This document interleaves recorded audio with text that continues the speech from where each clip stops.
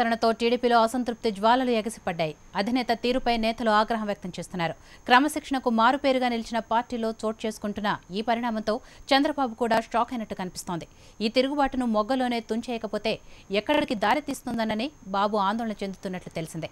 నేతలను నయానో భయానో దారికి తెచ్చుకునేందుకు నేతలు స్పోర్టివ్గా తీసుకుని పార్టీకి ప్రభుత్వానికి తోడ్పాటు అందించాలని కోరుతూ పత్రికా ప్రకటన విడుదల చేశారు. కేబినెట్ పునర్వ్యవస్థీకరణ టీడీపీలో అసంతృప్తులకు ఆజ్యం పోసింది. ఎంతో కాలంగా పార్టీ కోసం పనిచేస్తున్న సీనియర్లను పక్కన పెట్టి వైసీపీ నుంచి వలస వచ్చిన వారికి జూనియర్లకు పట్టం కట్టడంపై నేతలు గుస్సా అవుతున్నారు.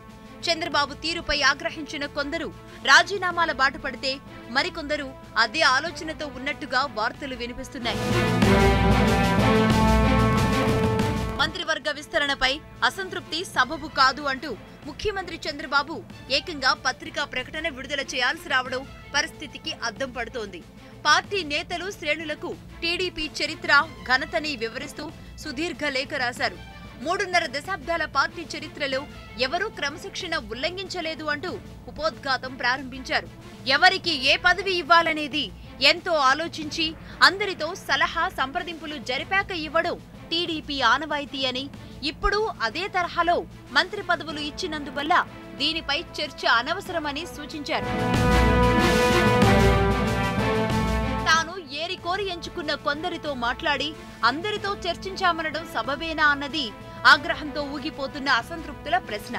వివిధ ప్రాంతాలు, కులాలు, అనుభవం, అన్ని వయస్సులకు ప్రాతినిధ్యం, రాజకీయ సమీకరణల ప్రాతిపదికగా మంత్రివర్గ విస్తరణ చేపట్టడం జరిగిందంటున్నా పార్టీలో రగులుతున్న అసంతృప్త జ్వాలలు వేరే కథనే చెబుతున్నాయి. బాబు మాత్రం రాజకీయ సమీకరణల ప్రాతిపదికగానే మంత్రివర్గ మార్పులు చేశారని అంటున్నారు. అసలే పదవులు దక్కక కుమిలిపోతున్న తమకు అసంతృప్తి మంచిది కాదు, స్పోర్టివ్గా తీసుకోవాలని చెప్పడం గిల్లి బుజ్జిగించ చూస్తున్నట్లుగా ఉందని ఆక్రోశిస్తున్నారు. పార్టీ ప్రతిపక్షంలో ఉన్నప్పుడు ఎంతో శ్రమించిన తమ కష్టానికి గుర్తింపు ఇదేనా అని ఆవేదన వ్యక్తం చేస్తున్నారు. పదవులు ఆశించి అవి రానప్పుడు నిరాశ కలగడం, అసంతృప్తి చెందడం సహజమేనన్న చంద్రబాబు దానిని అధిగమించి భవిష్యత్తు వైపు సాగిపోవాలని పిలుపునిచ్చారు. పదవులు స్వల్పంగా ఉన్నాయని తెలిసినప్పుడు వాటిని ఎరవేసి ప్రతిపక్ష వైఎస్ఆర్ కాంగ్రెస్ పార్టీ నుంచి నేతలను ఎందుకు ఆకర్షించారని ప్రశ్నిస్తున్నారు.